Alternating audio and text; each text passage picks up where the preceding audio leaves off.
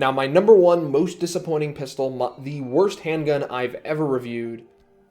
Hello and welcome back to the channel. Today, I want to take a look at not just one particular product or firearm, but 5 particular firearms, 5 particular handguns to be specific. And these 5 handguns are some of the most disappointing, some of the worst handguns that I've ever reviewed. So the first handgun on this list, number 5, is actually going to be one of my favorite handguns and one I technically still carry today, the Glock 48. Now this Glock 48 here is not the original Glock 48 that I did my 20,000 round review of. This is a new Glock 48 I recently got my hands on and I've been testing out and running in combination with some other products that I'll be talking about in other videos. But a lot of the issues I even had with the original Glock 48, I have with this one. The first big issue with the Glock 48 is the capacity. This thing only holds 10 rounds out of the box. That's pretty mediocre considering there's so many other handguns on the market, especially now, that carry way more rounds in either the same package or a smaller package. The Hellcat, the 365 series, the Shield Plus, the Bodyguard.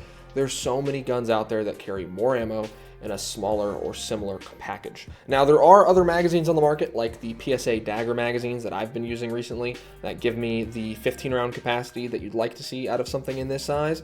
It sucks when you have to go to the aftermarket for something like a magazine because that can lead to some reliability issues depending on compatibility. Now some of my criticisms of the Glock 48, the original Glock 48, not the Glock 48 MOS, in my original video were the lack of an optic cut system. Now that version of the Glock 48 still does not come with an optic cut, but there is the MOS variant now that I have here in front of me. However, even the MOS variant does not have the optic cut I would like to see, as this does not have the Holosun 507K footprint that works on the RMSC and all of Holosun optics.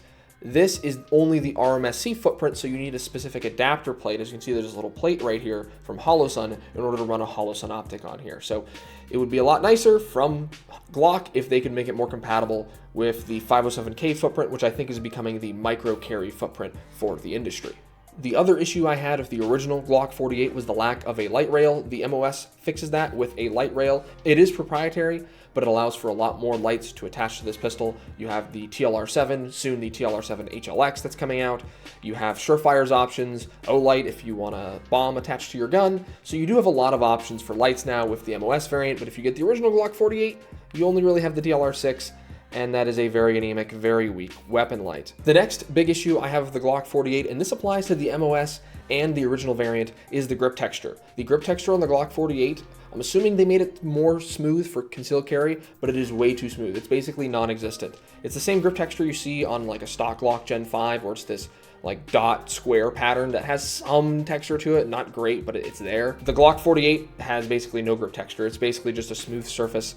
So stippling, I believe, on the Glock 48 is a must, which is what I have here on this pistol. It's been stippled and it's nice and aggressive now. But the fact that it has such a terrible grip texture for a concealed carry gun, I understand for the normies out there, for the people who don't really shoot, they think, oh, I want the smoother grip texture on my concealed carry gun. But if you actually shoot, if you actually know what you're doing, you want a nice aggressive grip texture on your carry gun. Now, of course, the biggest issue I had with my Glock 48 was that about 5,000 rounds in, the striker on my Glock 48 broke. On a Glock striker, there is the actual striker itself and the part that interacts with the cruciform, which is in the lower component of your frame. And that part completely broke off the striker, meaning my Glock became completely inoperable. And if that happened to you in a self-defense or a serious use situation, you would be out of luck. Now, that's not a guarantee that's going to happen to you on your Glock 48. It seemed to be a very underreported issue, and probably I was one of the few people who experienced it. Just with my luck, everything I own tends to break. But that still is a concern to have, that these smaller slimline pistols, even from Glock, the king of reliability, do not have that same durability as full-sized handguns. Now, my number 4 pistol on this list is going to be the Springfield Echelon. Now, the Echelon was an interesting pistol. It was a pistol I was interested to take a look at and to review. Ultimately, I was disappointed by it, not only due to its, I would say, mediocre features, but due to some actual issues I had with the pistol. First off, it has a pretty terrible recoil impulse. That's just due to it being oversprung, but out of the factory, it shoots more like a 40 cal pistol than a 9mm pistol, and it is a 9mm handgun, so it shouldn't have that crazy recoil impulse. Some other issues I had with it was the optic mounting system.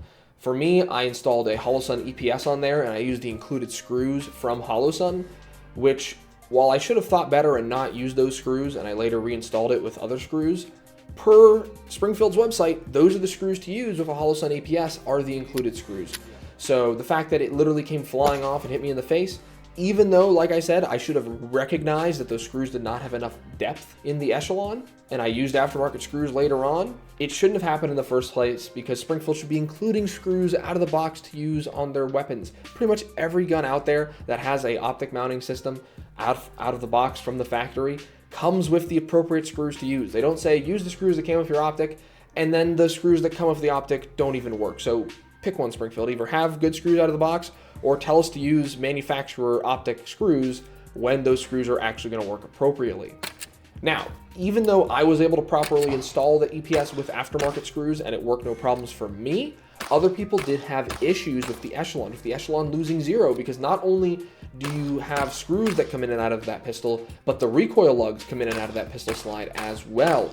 And those recoil lugs do not stay in place. They fit in there, but they are not a super tight fit, and over time they wear out, they move, and ultimately you lose 0, and that happened to Sage Dynamics, a very reputable and a very well-known reviewer of handguns and optics.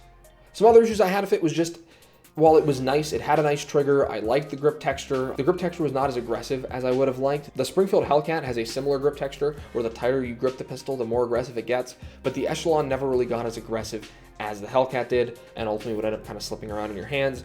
And ultimately I found the Echelon to be kind of a mediocre pistol, and the fact that I had some issues with the optic mounting system and other people did makes it a disappointing pistol. So number 3 on my list of disappointing pistols is going to be the Springfield Prodigy. Springfield made this list twice. The Prodigy was a very cool idea. The idea to have a 2011 style pistol, which is normally a higher end, more expensive pistol that is out of the range and reach of a lot of consumers, and bring it down to a more affordable price. However, a design like the 2011 requires a certain level of craftsmanship and requires a certain level of quality of parts.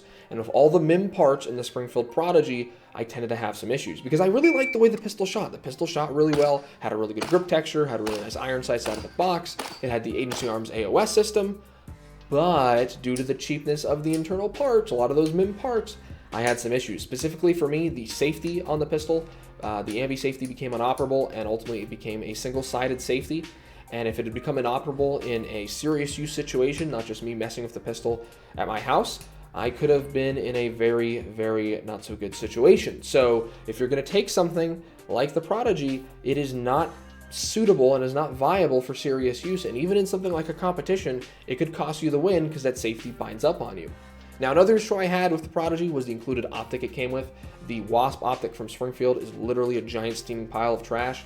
And I would check out my original Prodigy video for more details on it, but basically it is the worst pistol optic I've ever seen. So number 2, my second most disappointing, worst pistol I've ever reviewed is the Walther PDP. Now I know the Walther fans are going to be enraged that I said that. I'm sure they're going to come and bring all their hate from my previous PDP video into this video, but for me, it's the truth. It was one of the most disappointing pistols for me. When I first held the PDP when they first launched, when I first saw all their marketing material, I honestly was pretty convinced. I thought, you know what, this feels like a nice pistol. I think I'm going to like this, and I can't wait to take a look at it. And when I eventually did get a chance to review the PDP, I was very, very disappointed. First off, the recoil impulse, once again, it was a oversprung pistol, and the PDP is so light that it makes it even worse. And the PDP has a high bore axis and a very chunky slide, so that contributes even more to that poor recoil impulse. I know a lot of people say, oh, well, I just changed the spring weight and put in a tungsten guide rod and it's fine. Well, if I change the spring weight of a Glock and throw a tungsten guide rod in it too, it also reduces the recoil. That happens on any pistol. So the whole, oh, you just have to change this and that and then it's great sort of mentality is the same thing with the Glock 48, where, oh, you just change the magazines and it's great. Well, I shouldn't have to change anything out of the box for a pistol to be the perfect, or at least a quality option for duty or carry. So the recoil impulse right away did not give me a good impression with those first shots to the pistol. Then the grip texture, which I originally thought was a nice grip texture, not very good at all. In fact, the tighter I would grip the PDP, the worse the grip texture would feel.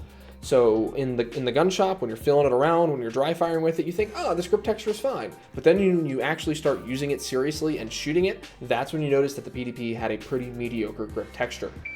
Then, of course, the biggest issue with the PDP, reliability issues. The slide would stop and lock open to the rear unintentionally because the round would actually nosedive into the feed ramp of the barrel and would not feed appropriately. And this was not just an issue I had, this is an issue I saw local law enforcement agencies have, and an issue that Brett with Nightwood Guns had. So this is a known reoccurring issue with the PDP that while Walther will fix it when you send it to them, they don't even really tell you what they did, so you don't know what the issue was in the first place. So that's pretty concerning. There's also the issue of the PDP of the out of battery problem. Now what I'm talking about is pretty much every other striker fire pistol in the world. When I push the gun out of battery and I press the trigger, I get a dead trigger, but then when I let the slide go forward, I can use the trigger again and I can fire the gun. So if I'm in a close contact self-defense situation where I push my gun up against someone, I press the trigger, I'm like, oh crap, my gun's out of battery, I back away from them, I should be able to shoot. But with the PDP, the opposite would happen. I would press the gun out of battery on the PDP, you'd press the trigger while it's out of battery, and then when the gun would go back in the battery, the trigger would remain dead. You would have to re-rack the slide to be ready to use that trigger again. Now, unfortunately, I don't have any PDPs around to demonstrate that to you guys anymore, but if you watch my original review video, you can see that and check it out for yourself. Now, my number one most disappointing pistol, the worst handgun I've ever reviewed, the SIG P365 X Macro. Now, this was a pistol I was heavily excited for. I was really looking forward to the Macro. When the Macro came out, I fell for that marketing hard. I went to my local store and I bought it right away. In fact, I sold my previous Glock 48, my go-to carry gun that I'd put 20,000 rounds through, because I wanted the Macro. I wanted that integrated compensator. I wanted that 17 round capacity. To me, the Macro was the best pistol that I could possibly have, and I needed to have it. Like I said, I fell for that SIG marketing really hard. So I bought the Macro, and my first impressions were very positive. I loved it. It was great. I had some complaints about grip texture, but even then, the grip texture overall was pretty good. It was just, hey, I wish it had some grip texture right here, which most pistols don't have it anyways, especially in the slimline category. So it wasn't a huge deal. I threw a little bit of skate tape on there, and I was good to go. Then I continued to carry the pistol. I continued to review the pistol, and I continued to have issues with the pistol. First was rust on the slide and the magazines. It progressed all the way to having rust in the FCU. I ended up noticing I was having a gouge on the underside of my barrel. All a lot of concerning things, and while rust and some wear may not be a major issue at the moment, it is a telltale sign that you're going to have long-term problems with the pistol. And what made it far worse, right? If this was just a problem and then I contacted SIG and they fixed it and they gave me a new pistol, or they refinished my pistol or replaced my magazines or did something, I wouldn't be complaining so much about the Macro. I wouldn't have made multiple videos about how bad the Macro is. But SIG did not fix anything. They did not offer me replacement magazines. They did not offer to recoat my slide. They did not offer to fix my FCU. They said I could buy a new FCU, I could pay to have my slide recoated, and I'd get a 10% discount on new magazines.